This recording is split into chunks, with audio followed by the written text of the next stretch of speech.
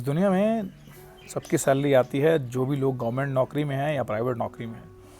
लेकिन क्या आपने कभी सोचा है कि अमीर और गरीब दोनों की सैलरी आने के टाइम पर वो अलग अलग सवाल पूछते हैं और वही सवाल उनके फाइनेंशियल फ्रीडम, उनकी फाइनेंशियल जर्नी में ज़मीन आसमान का फ़र्क पैदा कर देते हैं।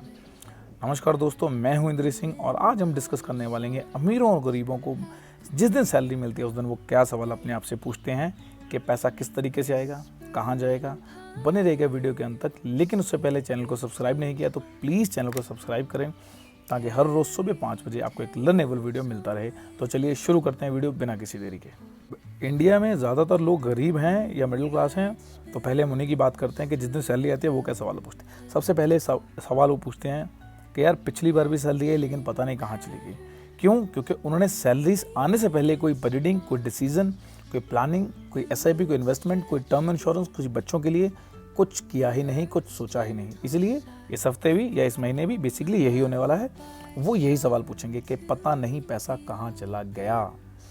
दूसरा सवाल वो पूछते हैं, क्या सैलरी इस बार इतनी आ जाएगी? हालांकि उनको पता होता है कि यार कितनी सैलरी आएगी, फिर भी वो ये सवाल सोचते हैं या अपने आप से पूछते हैं कि यार इतनी सैलरी आ जाएगी कि महीना आसानी से कट पाएगा। ये वो दूसरा सवाल है, वो जो अक्सर पूछते हैं।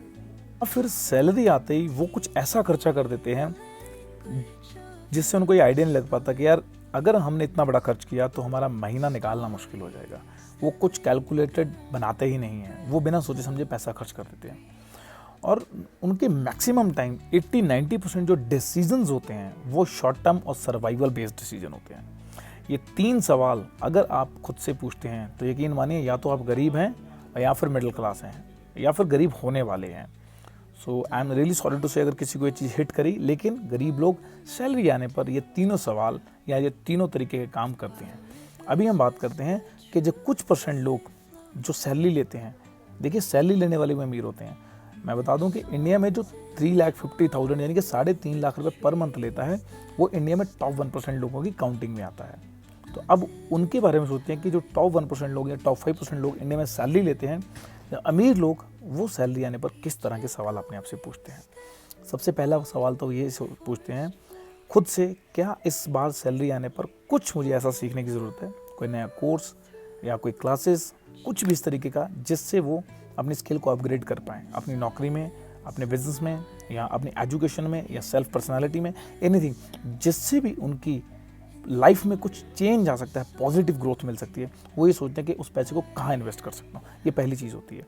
दूसरा सवाल वो ये पूछते हैं, क्या मेरी एसआईपी, मेरी इन्वेस्टमेंट, मेरी हेल्थ इंश्योरेंस, मेरे कार का इंश्योरेंस, ये सब चीज़ें जा सकती हैं? 16,000 की सैलरी से दूसरा 10 सवाल वो करोड़ की वेल्थ या जर्नी अल्टीमेटली मैं ये बिल्कुल पॉसिबल हो सकता है। होते हैं।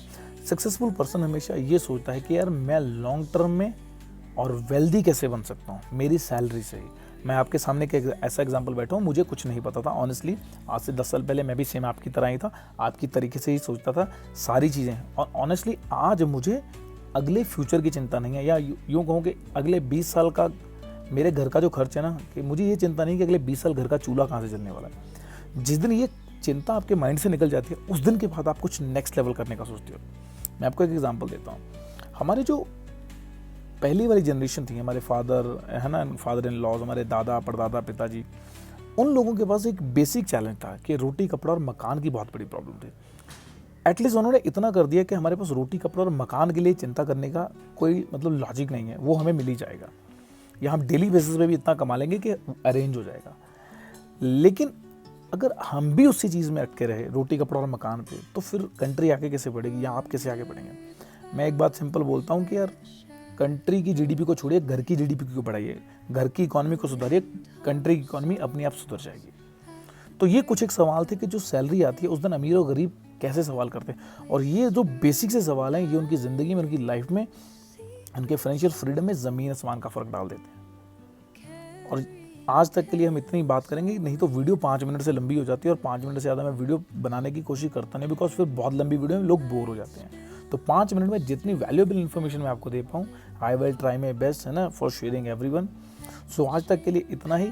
और अगर इस वीडियो में मैंने आपको 1% वैल्यू दी तो वीडियो को लाइक शेयर और चैनल को सब्सक्राइब जरूर कीजिएगा ताकि हर रोज़ सुबह 5 बजे एक लर्नेबल वीडियो आपके पास आता रहे। और बाकी मिलते हैं कल सुबह अगेन 5 बजे एक और धमाकेदार वीडियो के साथ। तब तक के लिए bye bye, see you all, और मेरी फेवरेट हैप्पी इन्वेस्टिंग।